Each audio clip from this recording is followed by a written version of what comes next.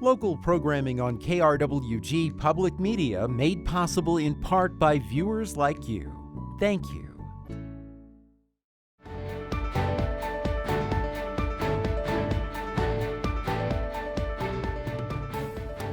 Welcome to the 15th season of Your Legislators on KRWG Public Media. I'm your host, Anthony Moreno.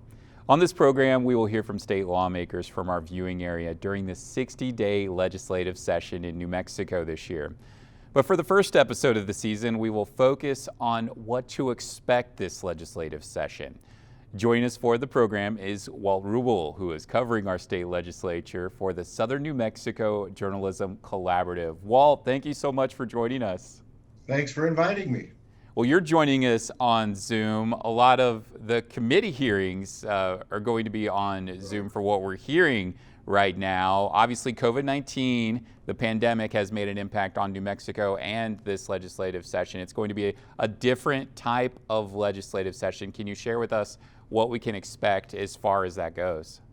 Yeah, it really changes the dynamic, especially in the committee process, which in the past is where the public really gets to have their voice heard. Typically on the more controversial bills, sometimes they'll even move them. If they keep them in the committee rooms, a lot of times it gets so packed that they have to have a sergeant at arms standing at the door, and every time one person comes out, another one person can go in. And boy, when you're just packed into those small rooms like that, and people start making emotional appeals, it just, the tension in the room really does impact, I think, legislators and how they look at those bills. And so that's going to be missing this year.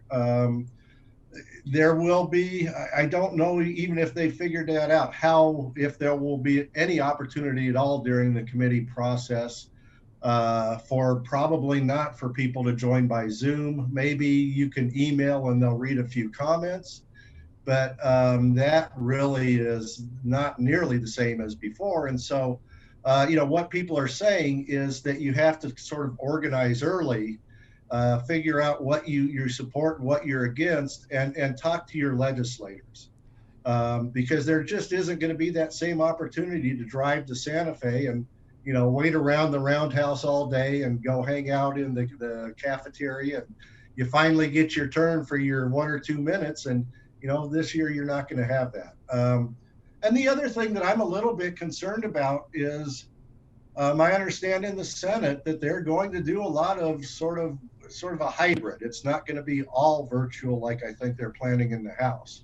And I just worry about that a little bit. I mean, they're certainly not immune. And they are very, it's an older group of people, not as old as it was as a result of the election.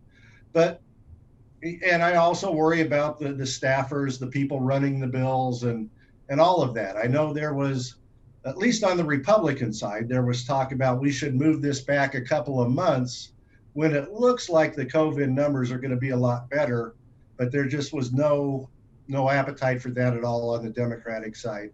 I think, they were very encouraged by the results of the election, and they've got a lot of stuff and they want to get to it.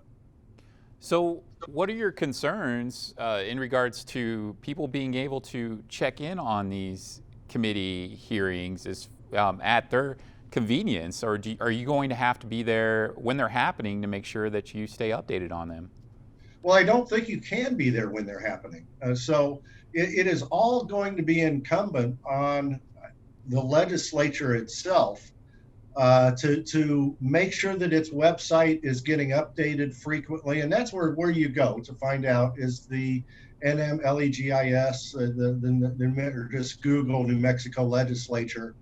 And if you go to, I think it's the What's Happening link up top, it will take you directly to all of the whatever's happening at that time. If there are floor meetings or committee meetings, and you can link in on any of those. You can watch all of those. They should be posting new calendars every morning, and hopefully the committee chairman will stick to those calendars. And that gets difficult to do at the end of the session when they're just scrambling.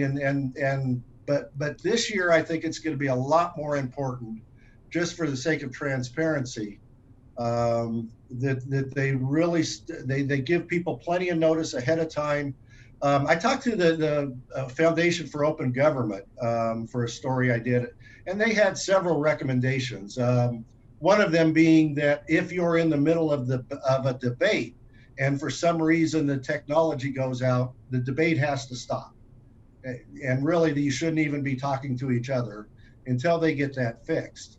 And when it comes to talking to each other, that was another one of their recommendations, was they didn't want people to be able to have, the little side chats that you can do that nobody else hears or sees. They wanted those to be disabled, and I don't think the legislature is going to agree to that. I see.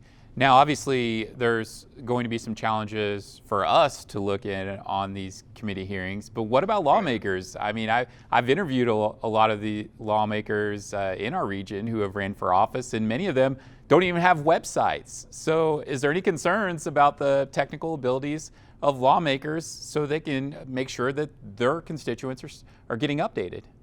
Well, there absolutely is. And that is just, it all goes back to this idea that we have a citizen legislature. And so they don't have staff. And some of them, a lot of them have very good social media outreach. Some of them don't have any at all. And I would hope that, during this time before the session starts, that they are getting help with that. But I honestly think it's going to be the same old thing where you're just calling up their office number and you're saying, here's my name, here's my address, here's my comment. I just don't know what opportunities they're going to be beyond that. And it's just really, like I said, another example where in a lot of ways our legislature is just kind of behind the times. And it's almost set up foundationally to be that way. Okay, now I want to move on and talk about New Mexico Governor Michelle Lujan Grisham's budget proposal, a $7.3 billion budget proposal. It includes $475 million for COVID-19 pandemic relief, over $893 million for behavioral health support throughout state agencies, and $193 million for early childhood and care and education, over $151 million for K through 5 plus, those extended learning, and also there's some money for career technical education and community schools.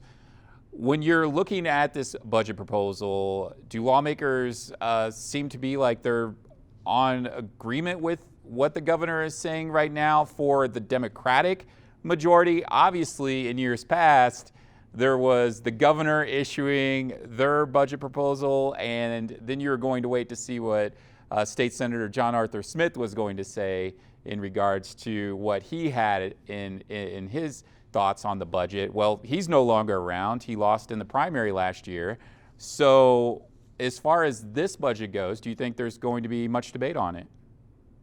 Oh, I'm sure there'll be a lot of debate on it. I think in terms of the priorities, the governor is very much in line with the legislature. I mean, I think everybody understands that education, especially from the Yazzie Martinez court ruling, it's almost mandatory now. It's almost like that has been, to some extent, taken out of their hands, and they have no choice but to continue to increase at least spending on at-risk students and those types of programs. So I think in terms of where the money is targeted, there's going to be a lot of general agreement on that.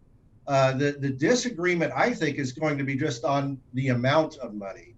And I will say just for myself that I was very surprised when the latest consensus revenue estimate came out just before the budget, or just before the start of the session, like it does every year, and showed that the state had millions of dollars in new money. I mean, that is certainly a very different outcome than we were anticipating in June when the governor called a special session to cut spending because she was concerned that we were going to end up in the red if we didn't. And so I think there are two things. Well, certainly gas and oil came in a lot stronger than they were expecting. And the impact on GRT, which I don't understand, but apparently that wasn't as bad as they were expecting. But the other things that I worry about is that I think they're relying on the fact that now that Joe Biden is president and Democrats control the Senate and the House, that there will be another COVID relief package and that it will have relief for the states and local governments. And I think that will probably happen, but it's not a sure thing.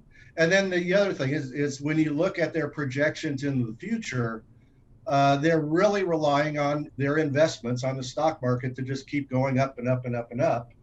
And, assuming both of those two things happen, I think they'll be okay. But I'm sure there will be some Republicans who will be concerned about, the riskiness of that, at least as they will see it.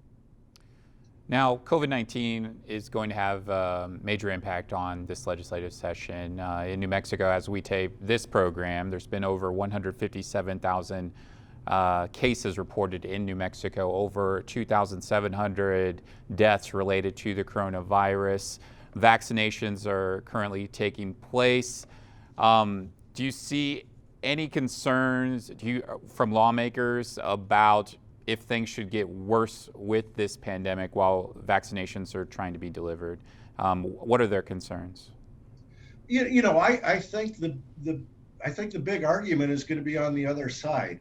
I think that for Republicans especially, they have not been happy with the way the governor has handled this pandemic. They think that she has been way more restrictive than other states, and that has caused undue harm to our business community.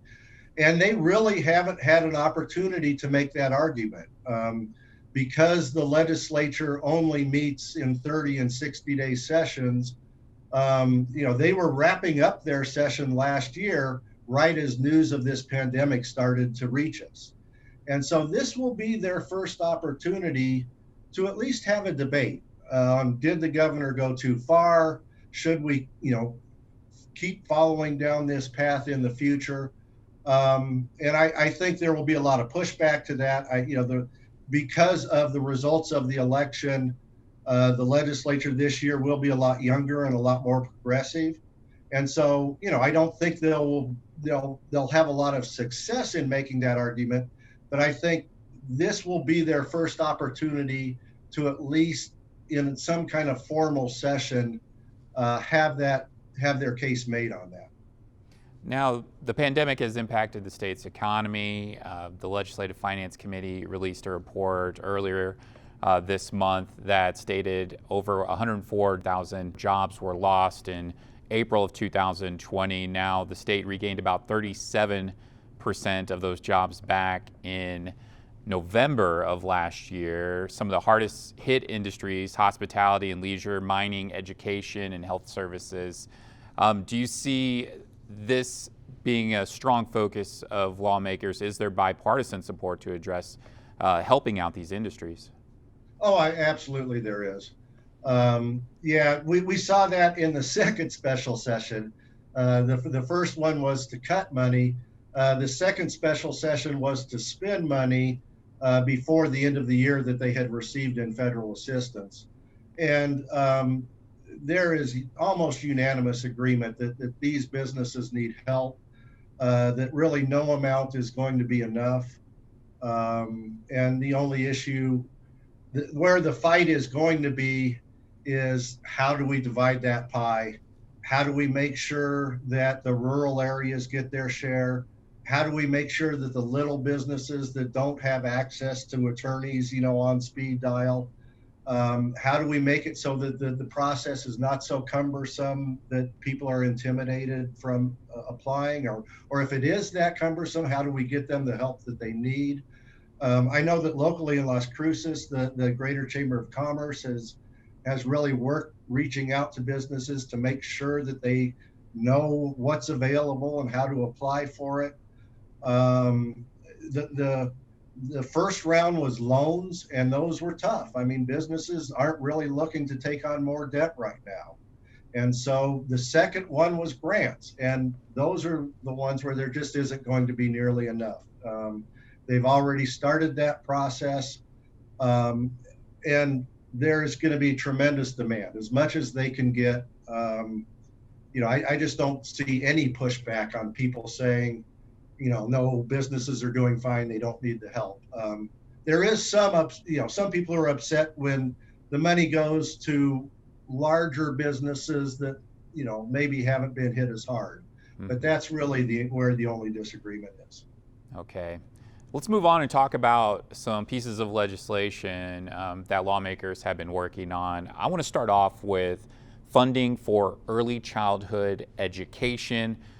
Child education advocates have organized strongly leading up to this session, calling for additional funding, another 1% increase from the Land Grant Permanent Fund. Now, can you share with us, what are your thoughts on this legislation actually getting passed this year and coming before voters?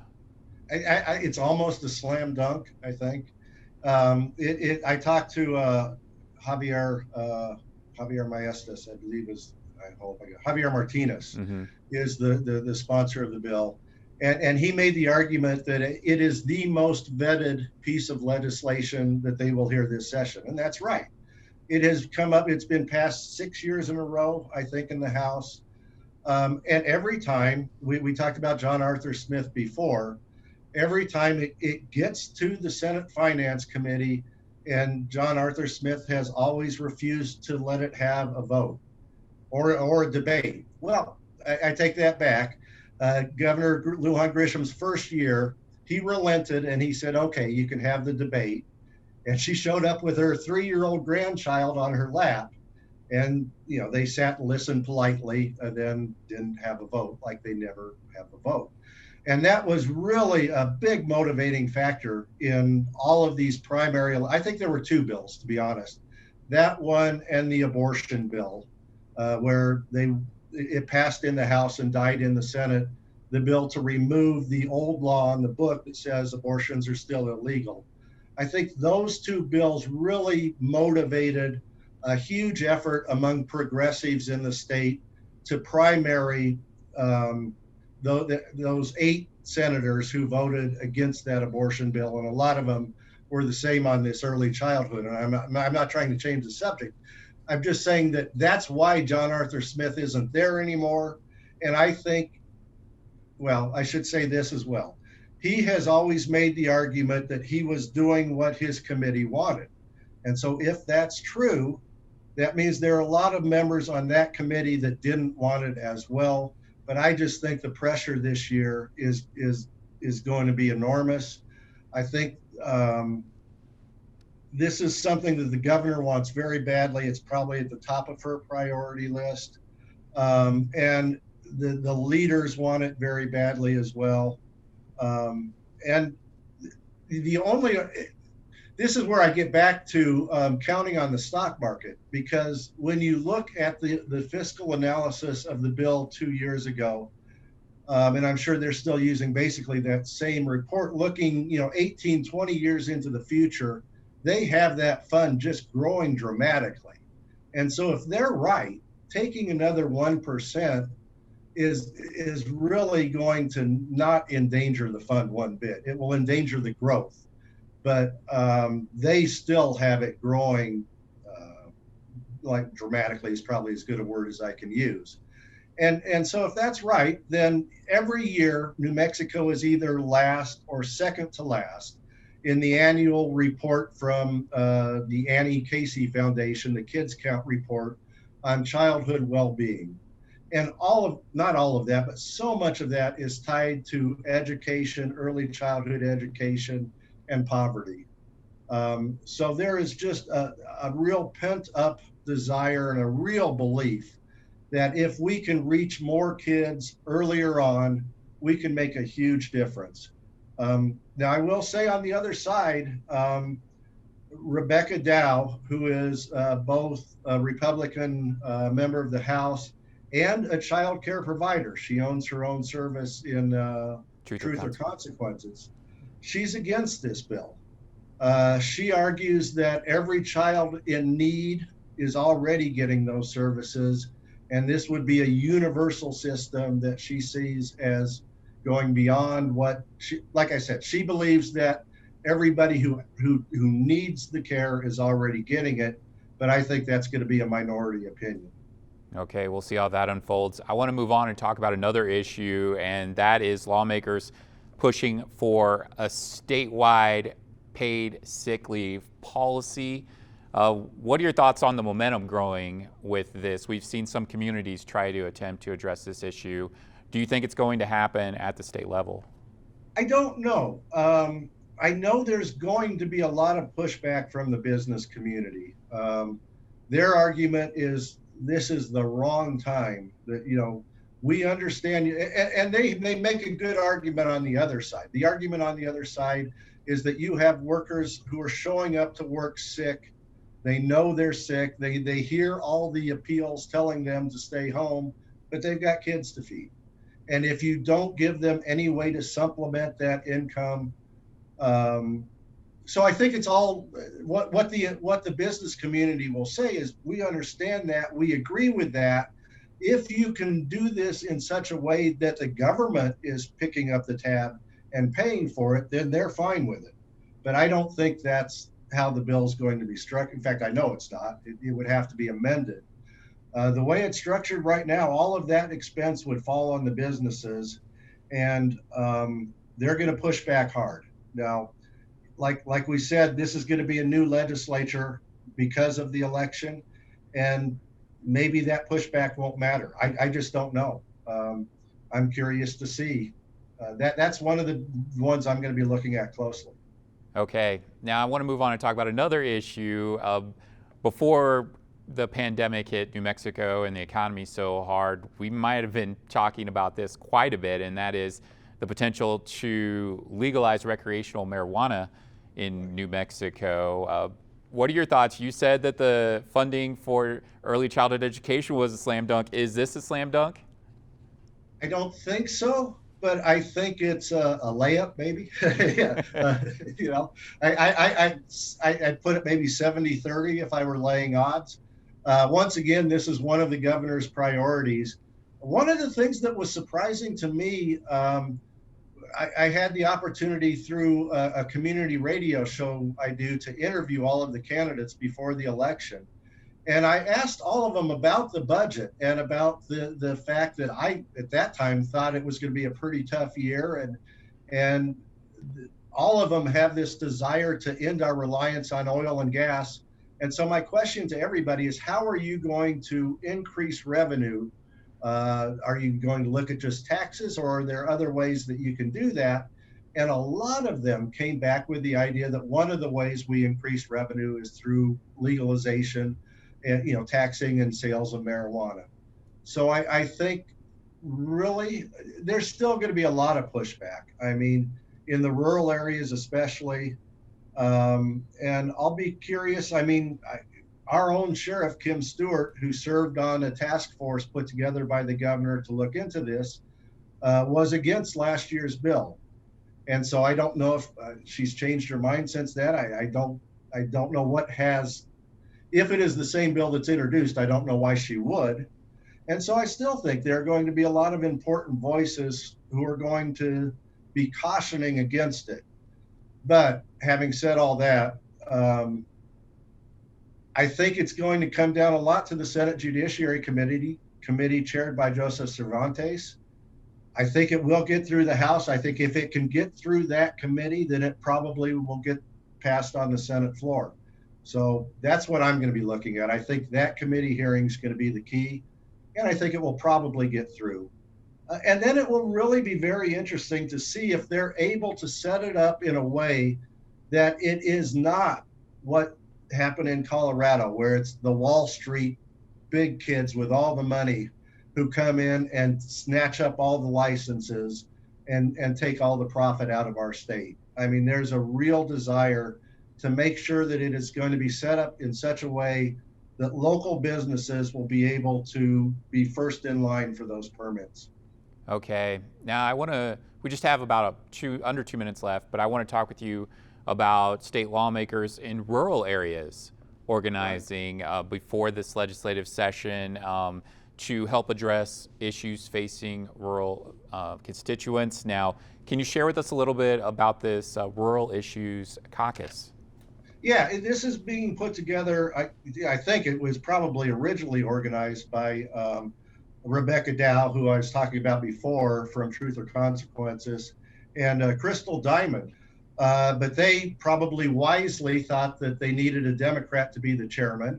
And so Ray Lara from Chamberino is going to be the chairman.